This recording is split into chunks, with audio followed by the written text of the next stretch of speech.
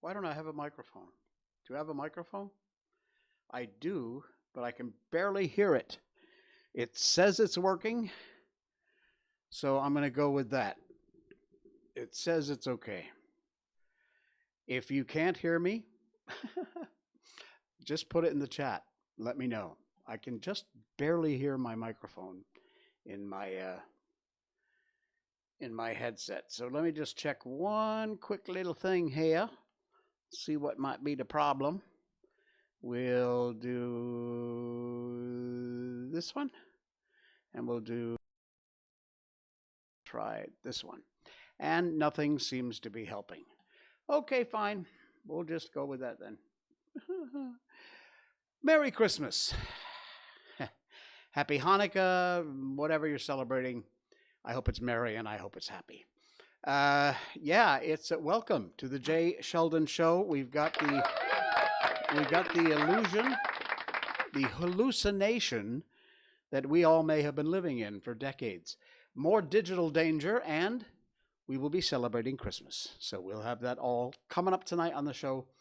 Man, I'm telling you, I was like running around all up until the last minute, going crazy.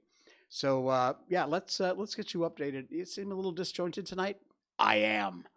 Let's get you updated on Miko, huh? Miko update. Miko update. Miko's great. She's doing fine. She was just playing with a frog out in the yard, but we managed to get that away from her. Oh, by the way, while I'm thinking of it, these lights in the back tonight are supposed to be not the normal purple, but green, and red. On camera, they don't come out that way, but they are. They're bright green and bright red here in the studio. So there you go. All right, Miko update. She's great. She's wonderful. Here's the whole family, and there she is with her little, reindeer ears. She actually managed to pose for one quick second, and yeah. So we we put a Christmas card together. Hey, I got to show you one. This is not the Miko update, but it's on my timeline if you want to check. We have a fruit here in Malaysia called the durian. Most people that don't live in Thailand, Malaysia, Singapore, Indonesia hate durian. It smells awful. It's very permeating, and it's about this big. All right, let me switch to the other camera so you can see. It's about like that. They come in smaller sizes, but normally about like that. They're all full of spikes, and inside is this yellowy fruit. It's very mushy. It's like custard. It is an acquired taste. I love it. I absolutely love it. And most matzales, as they say here, most Caucasian people can't even stand the smell. But they were selling it near where we had dinner tonight. And as a promotion, I took this shot. Now, this is obviously a mock-up, but it's great. It looks real. So there is a giant durian in the back of this double cab pickup truck. Very cool. All right, our Miko update and durian update is brought to you by Barkbox. Barkbox.com/Miko is the link you want to go to and check it out. It's a subscription service which comes right to your door, and every month you will get a box which has a theme to it, based like right now is a Christmas theme, obviously. And you'll get 2 toys, 2 bags of treats, all natural, good for you treats, and a dog chew that comes every month. And if you use our special link, barkbox.com/Miko, you will get a free month when you sign up for a multi-month subscription. So you can just sign up for 1 month if you want. You want to try them out. Trust me, you'll be back. You'll be signing up for 6 months, 12 month. And if you use our link, barkbox.com/Miko, you get a free month. 6 months, you get 7. 12 months, you get 13. So nice savings there for you. All right, barkbox.com. Check them out. Check out all their monthly themes they have going on. Let's see. Is there a... That was the Thanksgiving one here, Gobble Gobble. Italian Placation. What do we got? Oh, here's a Christmas one. Check that out. A little slow to load because it hasn't cached. We got a mug of hot chocolate with a marshmallow, gingerbread, a Christmas cookie, some sort of it looks like a donut. I'm not sure. But there you go. You see the bags of treats here and all the toys and a chew. Seasons Sweetings, it's called. Now, I don't know if you order now if you'll get this one. Maybe. But for sure you'll get whatever the January theme is, and it's great. So do check it out. Barkbox.com/Miko. Very cool site. Very cool people. They really, their customer service there is second to none. Anything you ever don't like or something's not right with whatever you get in your Barkbox, they will make it right. They will make it right. All right, time to get on with the meat and potatoes of the show. Oh man, I wish I didn't have to talk about this stuff, but I do, because I want to keep you up to date on what's going on. And this is from Zero Hedge. It is an amazing article. It's written in the first person by Tyler Durden, and I got the link in our show notes tonight. If you are a fan or you watch Tucker Carlson, even if you're not a fan, he has had some rather interesting revelations in the last week, or last week and this week. And the headline is, "Has American democracy been simply a hallucination for 60 years?" He writes, "Call it a democracy, a democratic republic, a constitutional republic, call it anything you want. Doesn't really matter what America is if there is truth to what Tucker Carlson reported the other night via a source who had direct knowledge of still hidden documents concerning the Kennedy assassination, implicating the CIA. I'm sure you've heard about it by now if you follow the news at all. If indeed the CIA was involved in any way in the assassination of JFK, then anything that has happened in the public sphere of our country since that day has basically been based on a hallucination created by an intelligence agency far deeper than most of us ever imagined. The affairs of the day: Republican National Committee Chair Ronna McDaniel revealed to a profligate spender on her own luxury travel, not on Republican candidates. Donald Trump releasing self-aggrandizing NFT pseudo-art as a fundraiser. Even Elon Musk exposure of the multiple mendacious censoring creeps behind Twitter, although that has an eerie similarity, pales by comparison to the CIA's possible, it seems true, involvement, and therefore massive cover-up of the CIA's involvement in the JFK assassination for decades, half a century or more. Mike Pompeo, he's a former CIA director, refused to appear on Carlson's show to discuss the topic, said this isn't significant. Yeah, right. We all know about the 51 intelligence agencies, John Brennan and others, who maliciously claimed 2 years ago the Hunter Biden laptop was Russian disinformation, which turned out to be absolute bullcrap. They have to have known otherwise. True? Of course true. But they did it anyway. 3% of the Warren Commission's documents on the assassination to this day are still being hidden after nearly 60 years and after really all the major players are dead. If not to hide something of serious importance from the American public, why? What's the 3%? I want to know what's in the 3%. Why are you hiding it? Time to reconsider Oliver Stone's JFK, this guy writes. He says, although I admired Oliver's filmmaking, originally I thought it was a crackpot.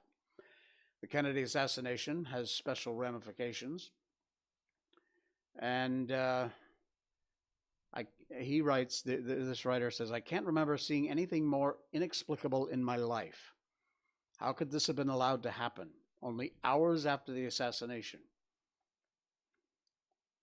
In retrospect, it becomes even more incredible. In a certain sense, I now feel that most of my adult life, what I've thought was real, has been erased. He ends this with a great ending on this article. I didn't read the whole thing. You can read it. Check it out. It's fascinating. The Everly Brothers perhaps put it best, although in another context. Wake up, little Susie. Wake up. We've both been sound asleep. Wake up, little Susie, and weep. The movie's over. It's 4 o'clock. And we're in trouble deep. Yeah. Read the article. It's from Zero Hedge, and it is fascinating. It, like the headline says, have we just been living in one, not some parallel universe, not a simulation, but literally a hallucination for the last almost 60 years? It's an interesting question. Sorry, coffee break time. All right. We constantly talk about the dangers of the digital economy, digital IDs, how the government is going to give it to you whether you want it or not. And countries continue to force this down people's throats. We've talked about the dangers. And this from childrenshealthdefense.org. Links in the show notes if you want to read the whole article. You may soon find yourself in digital prison. Your digital identity may soon be required to unlock all aspects of your life, from logging onto the internet, accessing social services, travel, food, shopping, banking, or any financial services. You may soon not be able to do any of those without a digital ID, which then means the government, whoever your government may be, can track absolutely everything you do and can shut you off. You really want to trust this government, or any government, with that kind of power over your life? I don't think so. An international vaccine passport, digital ID, social credit system, central bank digital currency form a digital control system that will lock down the population, that's you and me, in perpetuity. Facial recognition, another essential part of the control structure. It's your password to your digital ID. You know how many millions and millions of cameras there are everywhere. Have you seen the footage from China? The crap they do over there? Scary. Coming to a country near you. By the end of this year, listen to this, by the end of this year, that's what, 2 weeks from now? No, a week from now, there will be 1 billion, that's billion with a B, data collecting surveillance cameras in the world, all connected to the internet and artificial intelligence. Cameras, audio recording devices in cell phones, automobiles, smart appliances, also your Alexa, collecting, sharing that data. All this data are then used to give every person an individual score. I'll get to you in a minute, Pellizzari. You get an individual score based on your behavior, expression, even your expression. Are you smiling? Are you happy? Are you mad? Interaction with the world. Ultimately, your credit score will dictate what you can and cannot do, what you can buy, and even whether or not you can leave your house. You think I'm kidding? Look up China, and you'll find out I'm not kidding. AI is an absolutely critical component of this whole mess. Without AI, the system can't work. The easiest way to push against this system? Starve AI of data. It is not easy. Trust me. Google, one of the biggest offenders on the planet. Google collects your data constantly and shares it and or sells it with anybody and everybody. Refuse to use those technologies that collect and share your personal data. They have all kinds of wonderful ways to get you to share it these days. Oh, it's for your convenience. It's for the common good. It'll make your life easier. Not going to happen, folks. If there is any way you can, and you can't. We live in 2022, almost 2023. You cannot disconnect yourself completely. Well, you could, but no one will. But you can limit how much data you share. And I strongly advise you to take a look at how much you are sharing and do something about it. At least try and limit the amount of data you're sharing. And by the way, since I always say it, if you're on TikTok, get off, delete it, and never put it on your phone again or your kids' phones. All right. Pelazari 2503, who is popping in here, and he or she, I don't know, says, I really love your stream. This helps me a lot with my English learning. That's fantastic. Thank you so much. How about a round of applause there for Pelazari? Oh, you are a he, okay? So I just, anyway, great. That is fantastic. It is wonderful to have you along. And where are you watching in from? What country? It's nice to have you along for the ride. Thank you. We talk about from Brazil. All right. I don't know any Brazilian. You speak Portuguese in Brazil, if I'm not mistaken? I think. Anyway, I've never been there, but I would love to go. I love Brazil. Everything I see about Brazil is, wow, what a fantastic place that would be to visit. So hello, Brazil. Great to have you in the audience tonight. Like I said, we talk about all kinds of weird stuff on this show. So if nothing else, I'm glad that I can help you out with your English. Thank you very much. Pelazari. All right, cool. Nice to meet you. What else we got here? Hello. Okay, we'll go with that. Let's see. Oh, yeah. This is incredible. This is such a, politically correct speech, all that other crap. Well, the New York Post came out with an article. It's not there. It's from, I don't know, Stanford or some god-awful rag. Yeah, Stanford. Stanford has released a guide against harmful language. Words that you're not supposed to use anymore. This happens all the time. Why won't this site come up? I'm not getting it to load up. Anyway, they came out with this list of names that are, according to Stanford, no longer cool to use. Which, you know what? For me, that just means I'll be using them more. Here we go. Finally, it loaded. Goodness. Here we go. Stanford releases a guide against harmful language, and among the words you're not supposed to use, American. Are you kidding me with this crap? American is a no-go. The language guide, published last Monday, aims to eliminate many forms of harmful language, including racist, violent, and biased, I guess based on their opinion. Launched in May, the project known as Elimination of Harmful Language Initiatives lists the prohibited terms under 10 categories, including racism, homophobia, and ableism. Oh, I love that one.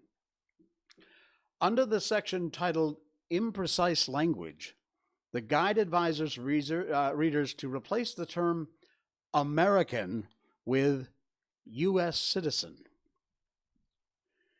American often refers to people from the United States only, thereby insinuating the U.S. is the most important country in the Americas. The packet reasons, noting the region actually of North and South America, including Brazil, contains 42 countries. So their argument is that you could be from, say, Brazil, and that's in South America. So you could say you were an American. Bit of a stretch. I'm sure if you're from Brazil, you're quite proud to say you're Brazilian, or Mexican, or Venezuelan, or Colombian, or whatever. Anyway, read the rest of the article. I'm not wasting any more time. This is just absolutely ridiculous. And again, control the language, control the people. That's how it works. The more I see these red and green lights behind me for Christmas, the more ugly they look. Remind me not to do this again. It looks terrible. No, seriously, it really does. Oh, my. All right, we got to get off this hard stuff because it's Christmas and I don't want to talk about anything controversial anymore. I want to talk about fun stuff before we get into our book. By the way, special announcement about our book tonight. This is from Robert Harrison. Robert Harrison is not somebody famous. He's just a guy on Facebook. But I found this poem. It's a story, actually. Is it a poem? Yeah, it is a poem. All right. He says, I found this poem in a group. No idea who wrote it, but this man is really good. It's called The Christmas Coat. You got to listen. It's just a story. There's no visual to go along with it, so sorry. You just got to look at me for a minute or so. But listen. This will warm your heart, I promise you. An old man was fumbling around one day in a woman's clothing store. He'd found his wife a Christmas coat and was headed for the door, when he bumped into a little boy that looked like he was lost. And he said, Mister, can you help me find out how much something cost? Here it's almost Christmas, and the nights are getting cold. Winter time is on us, and my mom don't have a coat. I've been working for the neighbors, saving for some time. And in his tiny outstretched hand was $1 and a dime.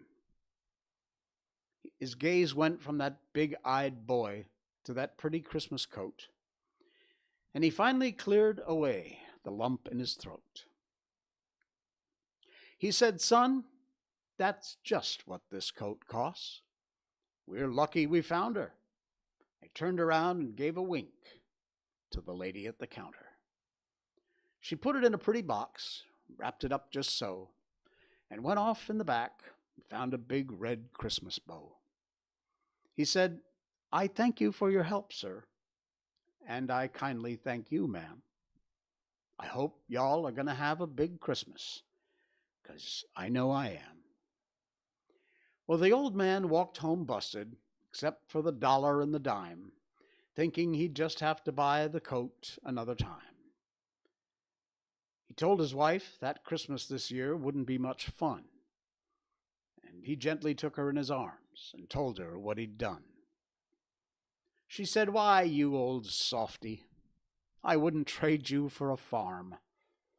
I've got 2 or 3 old coats with me, and your love to keep me warm. She put that money in a box and placed it beneath their tree, and said, That is the grandest, sweetest gift you have ever given me. Well, the years went by, like years will do. When people are in love, their marriage was a golden bond that was forged by God above. Then one day came some bitter news that filled his heart with fright. The doctor told the old man's wife that she was going to lose her sight.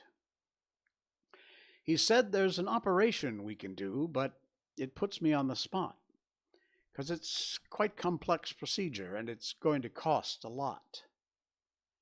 The old man said, Doctor, I'm a failure. I've made no preparation, and we don't have the money for that kind of an operation. The doctor had the strangest look, and he sat there for a while. And then he slowly nodded, and he broke out in a smile. He said, Why, sir, you can't fool me. You are a very wealthy man. You invested long ago in the world's best savings plan. I'll see she gets the best of care. She's going to be just fine. And the total cost to you, old friend, is $1 and a dime. The old man stared in disbelief. Then he recognized that smile. It's the one he'd seen those years ago on a loving, thoughtful child. The man said, "What you gave me that day was more than just a coat. You gave me the gift of giving, and you gave my mother hope. My mother had been mistreated, neglected, and abused, but she gave life just one more chance, all because of you. And now every year she takes that coat and lays it beneath our tree. It represents to us the things that Christmas ought to be. She says that when we leave this world for a better home someday, the only things that we'll take with us are the things we give away." Wow. What a story. What a poem. I hope you enjoyed that. That's brilliant. Absolutely brilliant. Can I top that? Gonna be hard, but I think I can. I got a video I want to share with you. There is audio, so I will do my best to turn this on. Hang on, it's just going to take me a little bit. It is from Sharing is Caring, their page over on Facebook.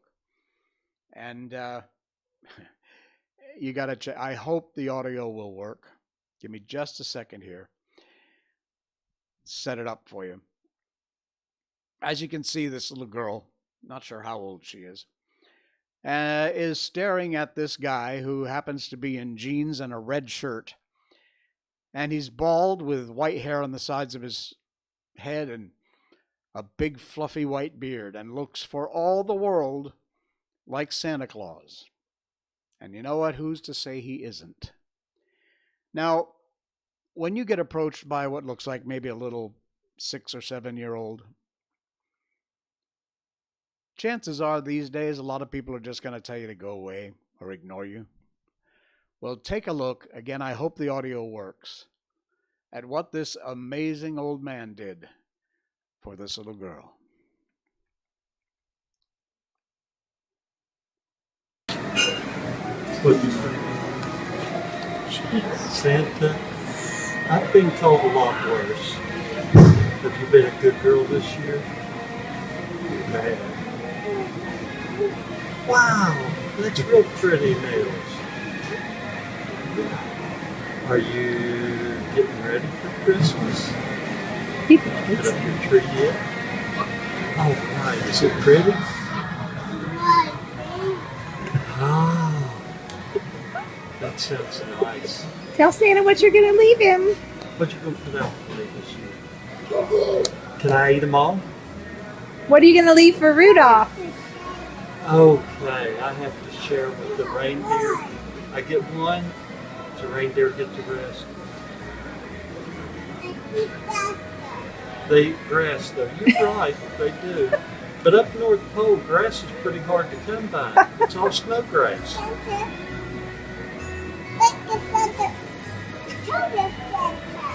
Yeah. You better pull him by. Let him get back. So much love and kindness from a stranger. Look at that. Oh, man. That is the kind of thing that just warms your heart. And thank you. God bless that old man who really does look. Take a look here. He really does look a lot like Santa Claus. Just like Santa Claus. And like I said, who knows? Maybe it was. Absolutely amazing. All right. Now, we are live across 4 platforms: Facebook, YouTube, Twitch.tv, and Rumble.com. Rumble's our main channel. However, last week, we had Facebook do something really stupid to us, and they deleted our whole show. So, we are going to close out tonight's show with the finale of Truman Capote's A Christmas Memory. But because Facebook and apparently Disney Hotstar, I don't know, whatever crap, they want to play ball with me. So we are going to end our stream on Facebook, I think. Let's see how we do this. I'm not even sure that I can, but we'll see. If I can't, we'll figure something else out. But let me see. There we go. Yeah, I don't think it's going to work. Crap. Okay. That being the case, then we'll just punch through. We'll get another strike. They'll take me off Facebook, and it will put me one more nail in my their coffin for me to stop putting the show on Facebook. And then in which case I'll be on Twitch, YouTube, and Rumble. I will always be on Rumble no matter what. In fact, one of these days I will only be on Rumble. So get yourself a free account over at Rumble and check it out. All right? All right. Meantime, it's time to finish up our story. My absolutely all-time favorite Christmas story, which is A Christmas Memory by Truman Capote. And the only thing I have to do is figure out where I was. Because, there we go. Okay. I want to make sure I get the right spot to finish up the show. So, if I disappear on Facebook, please, the link is either up here, over there, you'll see it. It's to our Rumble show. Same show, we're just live on all 4 platforms. If you can't find me on Facebook, click on that link or find it on my page on Facebook. Every show has a link to our Rumble account. And you will find me over there on Facebook. Merry Christmas. Morning. Frozen rime lusters the grass, the sun, round as an orange, and orange as hot weather moons. Balances on the horizon, burnishes the silver winter woods, a turkey calls. A renegade hog grunts in the undergrowth, and soon by the edge of knee-deep, rapid-running water, we have to abandon the buggy. Queenie wades the stream first, paddles across the barking complaints at the swiftness of the current, the pneumonia-making coldness of it. We follow, holding our shoes and equipment, a hatchet, a burlap sack, above our heads. A mile more of chastising thorns, burrs, and briars that catch at our clothes, of rusty pine needles, brilliant with gaudy fungus and moldy feathers. Here, there, a flash, a flutter, an ecstasy of shrilling reminds us that not all the birds have flown south. Always the path unwinds through lemony sun pools and pitch-black vine tunnels. Another creek to cross, a disturbed armada of speckled trout froths the water round us. Frogs the size of dinner plates practice belly flops. Beaver workmen are building a dam. On the further shore, Queenie shakes herself and trembles. My friend shivers too, not with cold, but with enthusiasm. One of her hat's ragged roses sheds a petal as she lifts her head and inhales the pine-heavy air. We're almost there. Can you smell it, buddy? She says, as though we were approaching an ocean. And indeed, it is a kind of an ocean. Scented acres of holiday trees, prickly-leafed holly, red berries shiny as Chinese bells. Black crows swoop on them, screaming, having stuffed our burlap sacks with enough greenery and crimson garland to do a dozen windows. We set about choosing a tree. It should be, muses my friend, twice as tall as a boy, so a boy can't steal the star. The one we pick is twice as tall as me. A brave, handsome brute that survives 30 hatchet strikes before it keels with a creaking, rending cry. Lugging it like a kill, we commence the long trek out. Every few yards we abandon the struggle, sit down and pant. But we have the strength of 100 huntsmen. That and the tree's viral, icy perfume revive us, keep us going.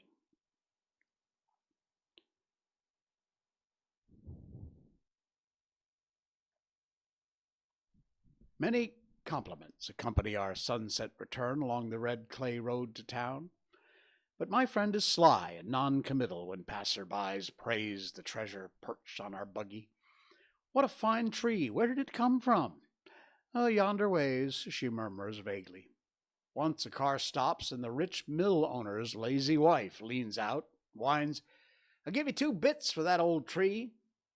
Now, ordinarily, my friend is afraid of saying no, but on this occasion, she promptly shakes her head. "Wouldn't take $1. The mill owner's wife persists. $1? My foot! 50 cents. That's my final offer. Goodness, woman, you can get another one." In answer, my friend gently reflects, "I doubt it. They're never 2 of anything." Home, Queenie slumps by the fire and sleeps till tomorrow, snoring loud as a human. A trunk in the attic contains a shoe box of ermine tails off the opera cape of a curious lady who once rented a room in the house. Coils of frazzled tinsel gone gold with age, 1 silver star, a brief rope of dilapidated, undoubtedly dangerous candle-like light bulbs. Excellent decorations as far as they go, which isn't far enough. My friend wants our tree to blaze like a Baptist window, drooping with heavy weights of snow ornaments. But we can't afford the made-in-Japan splendors at the 5 and dime, so we do what we've always done. We sit for days at the kitchen table, scissors, crayons, and stacks of colored paper. I make sketches, and my friend cuts them out. Lots of cats, fish too, because they're easy to draw. Some apples, watermelons, a few winged angels devised from saved-up sheets of Hershey-bar tinfoil. We use safety pins to attach these creations to the tree. As a final touch, we sprinkle the branches with shredded cotton, picked in August for this very purpose. My friend, surveying the effect, clasps her hands together. "Now, honest, buddy, doesn't it look just good enough to eat?" Queenie tries to eat an angel.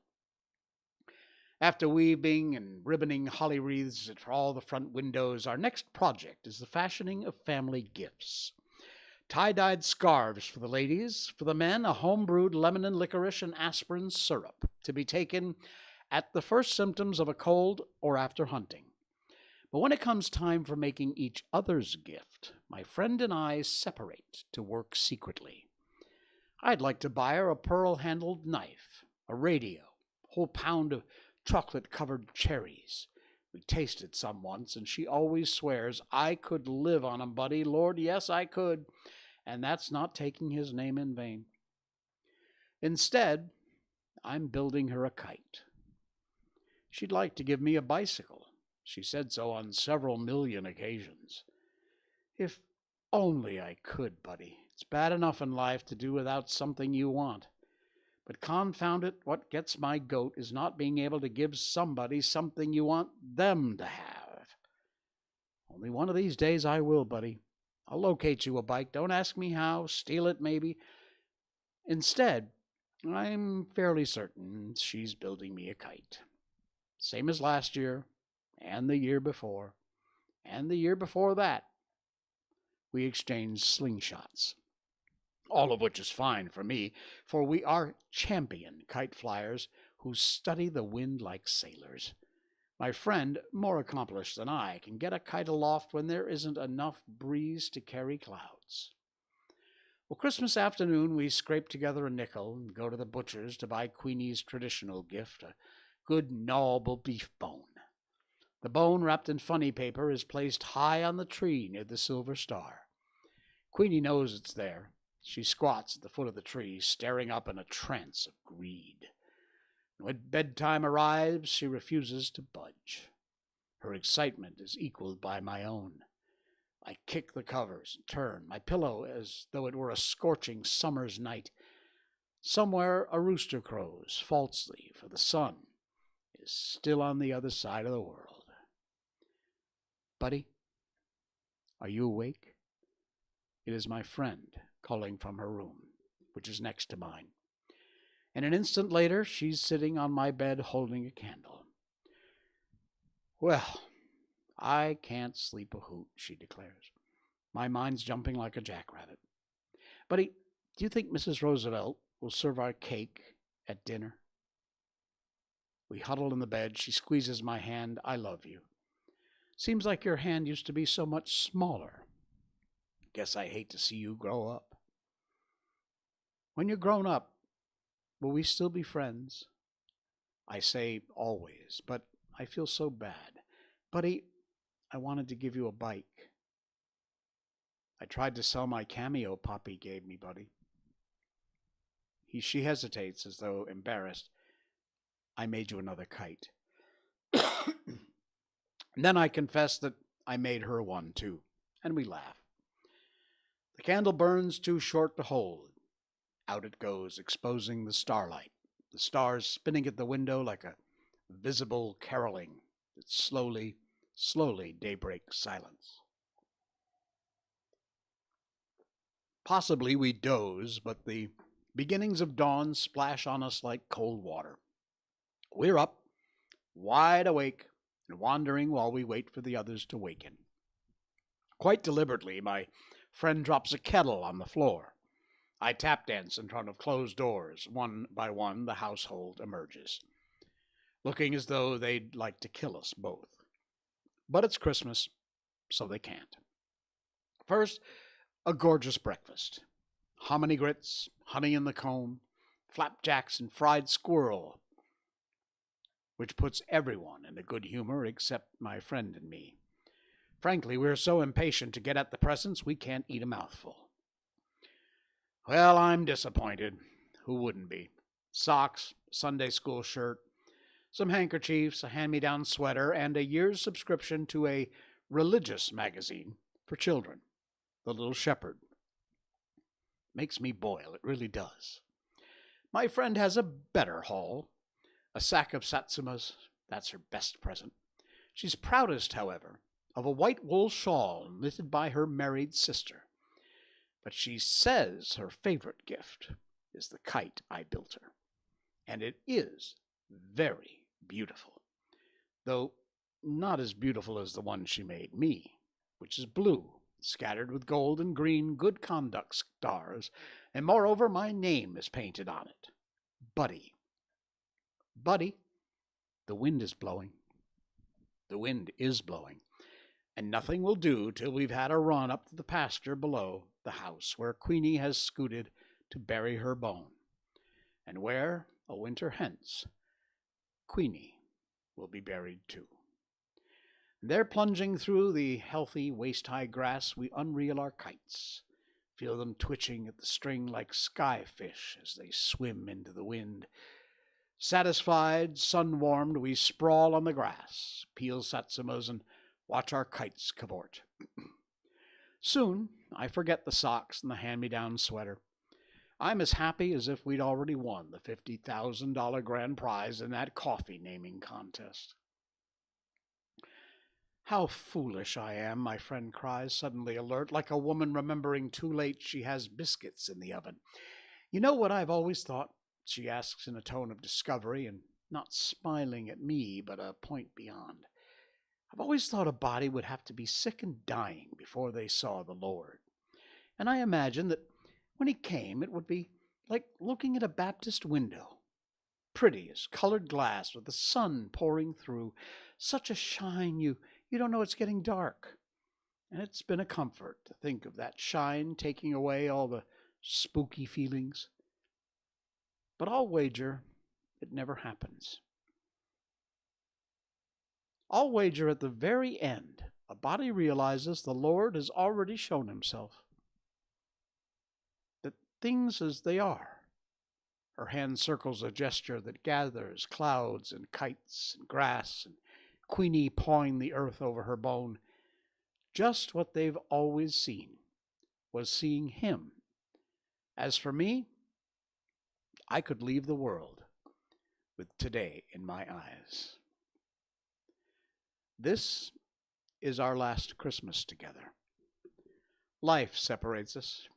Those who know best decide I belong in a military school. And so follows a miserable succession of bugle-blowing prisons, grim reveille-ridden summer camps. I have a new home, too, but it doesn't count. Home is where my friend is, and there I never go. And there she remains, puttering around the kitchen, alone with Queenie, and then alone. Buddy dear, she writes in her wild, hard-to-read script, yesterday Jim Macy's horse kicked Queenie bad. Be thankful she didn't feel much. I wrapped her in a fine linen sheet, rode her in the buggy down to Simpson's pasture, where she can be with all her bones. For a few Novembers, she continues to bake her fruitcakes single-handed. Not as many, but some. And, of course, she always sends me the best of the bunch. Also, in every letter, she encloses a dime, wadded in toilet paper. See a picture show, and write me the story. But gradually in her letters, she tends to confuse me with her other friend, the Buddy who died in the 1880s. More and more, 13ths are not the only days she stays in bed. A morning arrives in November, a leafless, birdless coming of winter morning, when she cannot rouse herself to exclaim, "Oh my, it's fruitcake weather." And when that happens, I know it. A message saying so merely confirms a piece of news some secret vein had already received, severing from me an irreplaceable part of myself, letting it loose like a kite on a broken string. And that is why, walking across a school campus on this particular December morning, I keep searching the sky, as if I expected to see, rather like hearts, a pair of lost kites hurrying towards heaven. Wow. And that is the amazing Truman Capote's A Christmas Memory. Hope you enjoyed that. All right. That's it, my friends. I'm out of here. I will see you again on Monday night. Yeah, we'll do it again. Thank you again, Palazari from Brazil. Great to have you along here and all the other folks who've joined us. Don't forget, we're also a podcast. You can find the audio part of our show on all the platforms, Apple, iTunes, Spotify, Stitcher, Radio Public. We're on whatever platform you use for your podcast. Just look up The Jay Sheldon Show, click subscribe, and off you go. All right. Thank you so much for all those of you. We get hundreds of downloads every week, and we really, really appreciate it. Be sure you like and subscribe to our channel here. And like I said, there's a good chance we will get knocked off of Facebook again. Use that Rumble link, and you can check out the full show over there always. All right. We'll see you again on Monday. Have yourselves the most remarkable Christmas. I hope you're spending it with your family. Good thoughts all. God bless, and Merry Christmas from The Jay Sheldon Show.